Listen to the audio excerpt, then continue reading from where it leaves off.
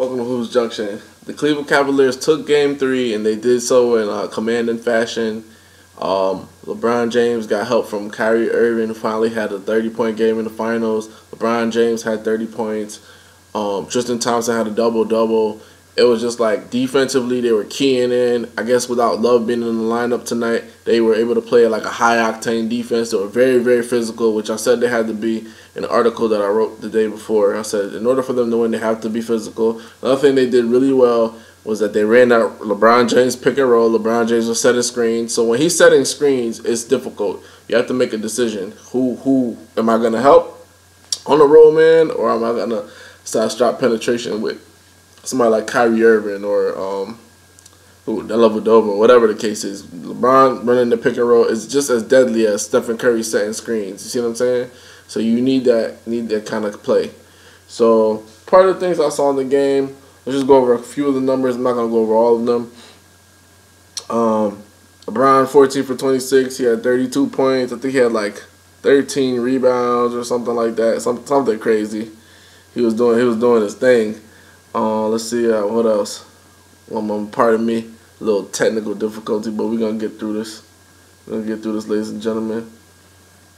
Yeah, LeBron had 32. He had 11 rebounds, 6 assists. Jefferson had 9 points, which is good for somebody that you insert in your starting lineup wasn't really a major factor. You look at J.R. Smith. He finally played like J.R. Swish. He had 5 for 10, 50%, 20 points. And if you look at Kyrie Irving, he had 30 points. He had 8 assists, finally assisting and making plays for his teammates, which that's how you win basketball games. Your point guard has to make plays for other people. He finally did that. But the one thing I want you guys to understand is tonight Cleveland finally played efficiently. They shot the ball at 52%. They shot the three at 45%. So their shooting was there. LeBron was over 50% from the field. Kyrie Irving was over 50% from the field. And then conversely, if you look at the Warriors, Harrison Barnes had the best game. He had like 18. Curry had 19, but I'm not really going to count that because all of it was late when it was like blowout fashion. So, Draymond Green only had 6 points, but he had 7 rebounds, 7 assists. So conversely, the Warriors didn't shoot efficiently. And another thing they didn't do well was protect the basketball. You have to protect the basketball when you're playing against a team with LeBron James on it, Kyrie Irving, guys that get in the open floor and make plays. And I feel like a lot of the turnovers took them out of the game. I didn't watch the initial beginning of the game, maybe the first quarter. I got home with the second quarter. I had a few other things to deal with. So I didn't see that, but I know Curry was in foul trouble. And that's the thing about the Golden State Warriors. Whenever Curry's in foul trouble, it's very, very, very, very, very, very dangerous for them because once he gets in foul trouble, he gets kind of loose with the basketball, and he just doesn't do exactly what he's supposed to do with the ball, and he turns it over. Yeah, he is turnover prone, and that's been one of the knocks on the Warriors. They do turn the ball over a lot. Curry had 6 turnovers tonight, so that air goal proves my point. Cleveland got out on the break. Warriors didn't shoot well from 3. Shot 29%. They shot 45% from the field, which is not going to get it done in the NBA Finals. 45% from the field is not going to get it done. So the Warriors lose by double digits. The Cavs stave off. They don't get 3-0'd. They don't get 3-0'd. Like if you're watching a freestyle battle, Murder Mook, Loaded Lux, Hollow the Don. My boy, who's my boy right now? He's killing it right now. He's really, really, really nice. He's really, really nice. And I'm going to get you his name because Charlie Clips. There you go. Charlie Clips, one of the best battlers. He's known the 3-0 people. Warriors were trying to come in 3-0, but they couldn't do it. And I'm going to tell you why. Number one, Cavs are very intense. Sometimes it's not really X's and O's. It's just coming out and being more intense than the other team. If you look at the first 2 games, Warriors had an imprint on the game. They imposed their will. They were very intense, as opposed to the Cavs who were very passive. Tonight, they flipped the script. The Cavs flipped the script, and they did what they had to do intensity-wise, defense-wise. I mean, Tristan Thompson had a ton of rebounds. You got to give – he had 13 rebounds, 14 points. So right then and there, the intensity is amazing. It's just like everybody came out and they knew what they had to do. Everybody was like, you know what, we're not going to get 3-0. It was like a collective effort. It wasn't like LeBron went crazy because earlier in the game, LeBron was messing up too. Like, he wasn't really scoring the basketball. He missed a ton of layups. He blew a ton of finishes. But everybody kept them collectively in the game. And that's what you need. You need everybody to collectively play in the game. And the Warriors didn't have that. Curry had like 19. Barnes had 18. Klay Thompson, what did he have? Because Klay Thompson, you can't hide him. Like, for some reason, he always has like tough NBA Finals. Last year, he had a tough NBA Finals. Klay Thompson had 10 points, 4 for 13, 10 points. And there was a play, which I thought killed their momentum. It was a fast break. Curry stole the ball from Irvin. I guess Curry threw a bad pass. But instead of trying to drive for a layup, Thompson up fakes and then tries to shoot a three in the middle of two people, which didn't make any sense. They were playing like the game was over in the third quarter. And the third quarter is what kind of blew them away because they couldn't get any scoring.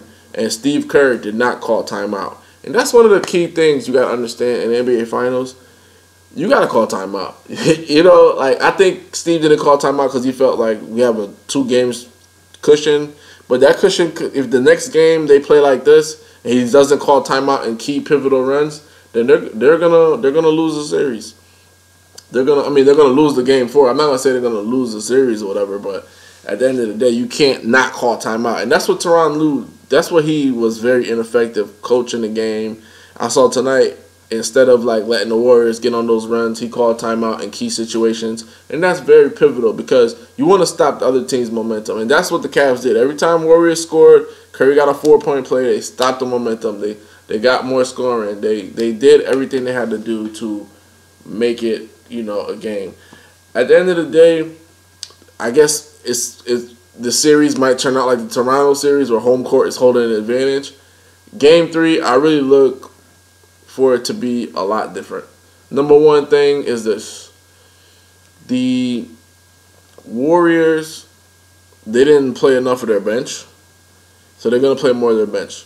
Another thing that they're going to do is they're going to find easier ways to get Curry offensive looks. And if not, then they're going to have Draymond Green driving the basket, which LeBron did a great job tonight.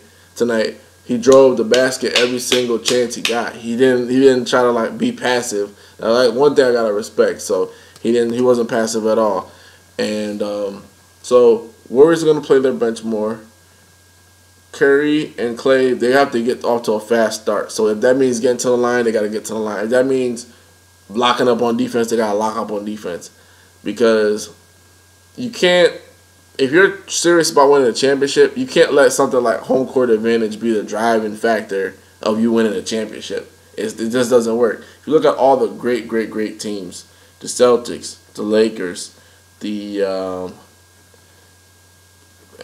which Celtics was Lakers, right? But if you look at the Lakers with Kobe and Shaq, they win on the road. They win key games on the road. And I think this game 4 to me is a must-win for the Warriors. Like, they have to win it because at all to take themselves seriously and say, you know, okay, we got this. We got this. I think game 4 they have to win it. And the thing is, it's another must-win game for the Cavs. So their backs are up against the wall. They feel like the pressure, everything like that. But one of the things that I want you to notice to see the difference is this. The Cleveland Cavaliers, they had LeBron, Kyrie, and they had their starters on the floor almost all 48 minutes. Like, that's crazy. But when they were losing game 1, they lost game 2, they didn't keep the starters on the floor. And that, to me, that was a huge mistake. That's like a huge mistake. You never want to do that. Even in the ass whooping, you want to keep your guys in the game so they can get a rhythm, so they can see what's working for the next game. And if you look at, conversely, the Warriors, they kept Curry in the game until like 4 minutes left in the game when they were down by like 20-some-odd points. They kept, who else did they keep in the game? They kept Klay Thompson in the game for a long time. They kept Draymond Green in the game for a long time. So they kept trying to battle back. But I think the key thing was Curry didn't call timeout. And I think he was just trying to teach them a lesson like, you think you're going to come in here and play like this, play like crap, and really think you're going to beat these guys? Like, I mean, I know we're favored to win, but you're not going to beat these guys playing like crap. And I think that's the key thing you got to understand. You got to respect your opponent.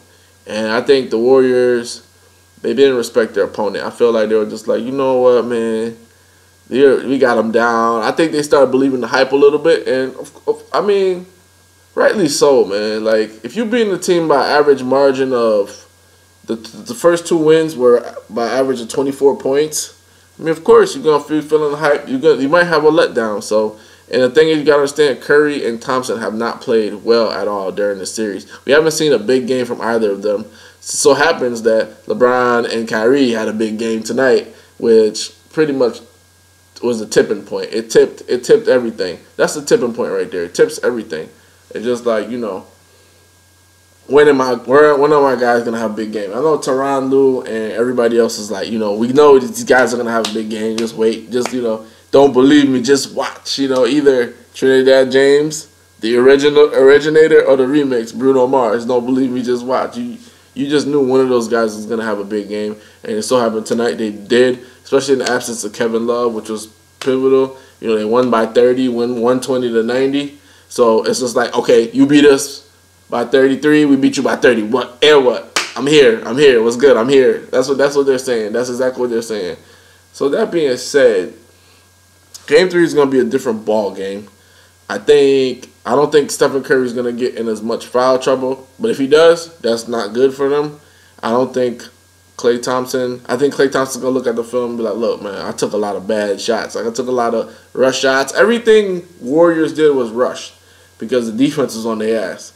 So, that being said, they're going to find ways to relieve pressure. They might take Bogut out of the game. They might insert Iguodala. There's little nuances, little things that they might do in order to stem the tide. Like, you see, like, the Cavaliers played a little bigger, and they got offensive rebounds, which was key. They got a ton of offensive rebounds. Finally, you saw some back cutting by the Cavaliers. So they were moving the ball. But there were some moments, man. They were up 20 early in the first half. They got Warriors cut it down to 8. And you saw the stagnation coming back into play. So the Cavs, they're really good at playing up. So I'm curious to see if in Game 4, if they get down, how are they going to respond? What are you going to come out with? Like, if you go down 10 points, what's going to be the remedy? Is it going to be a J.R. Smith 3? I mean, he hit some tonight. He hit some tough shots tonight, but are the same shots going to be there? And if fatigue is going to be a factor, because now Game 4 is not such a long layovers. It's 1 day in between. So the Warriors are younger than the Cavaliers if you look at it in basketball years. LeBron has a ton of mileage. He played a ton of minutes. So, and he guarded like crazy. He was like all over the place. So is he gonna have a huge game next game? Those are some of the things that you gotta wonder for the Cavs. I think this is a really positive sign. They bounced back with a huge victory. It wasn't like a nail biter. Because if it was a nail biter, then it would take out all the confidence for them. And I hope they don't use this as false confidence. Because beating a good team by 30, you're thinking, okay, yeah, we did it to them. We dusted them up. We busted them down. You know, we broke down the chairs. We did everything we had to do with them. You know what I'm saying? We tag teamed them. We triple teamed them, whatever. But here's the thing. Usually when a team loses, and I agree with this notion.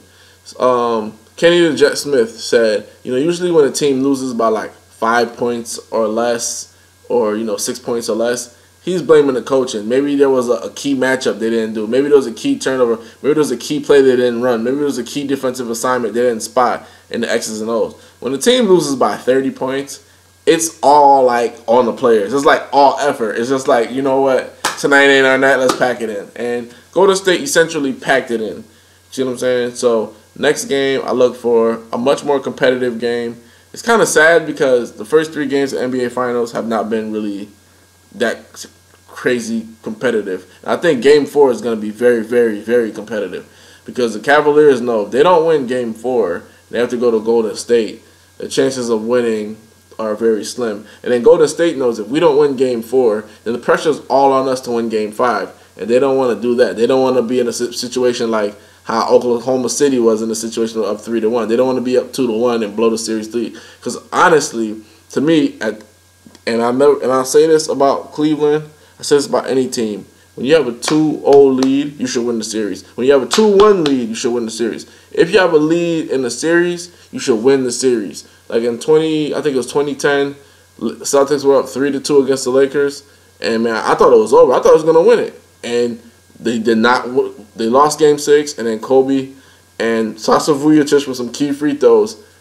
We won Game 7, and at the end of the day, there's no excuse to blow leads. So if everything, like if what I'm saying is following suit, then the Warriors should treat this Game 4 like a must win, and they should go. And I know Cavs are gonna say, we must win. They're gonna try to play their guys all these minutes in Game 4, but I don't think that formula is gonna work again. I don't think it's gonna work again. It could work. It possibly could. I may be wrong, but I don't think it's gonna work. I picked the Cavs in 6, but you gotta win 4 out of 5. And the Warriors are too good. Even if you look at the game, even when they were down, like LeBron and Kyrie stayed in the game as if like an insurance policy. Like, yo, wait, hit a 3. Oh, wait. Oh, wait, he got to the basket. Oh, wait, Curry fouling one. Like certain plays, you could see like the building kind of. Oh, wait, man, come on, man. So this is going to be more competitive Game 4. I look for it to be really, really competitive. I'm going to take my prediction for Game 4. And this is Vlad from Hoops Junction, man. And I hope you're enjoying the games. I mean, they really haven't been competitive. We haven't seen, like, crazy duels. Nobody's going shot for shot. But, hey, all that can turn in a heartbeat, man. This is Vlad from Hoops Junction. Like, comment, and subscribe. Definitely like, comment, and subscribe, man. I want to hear your feedback. Let me know what you want to hear me talk about. Hoops Junction, where hoops meets hoopla. Peace.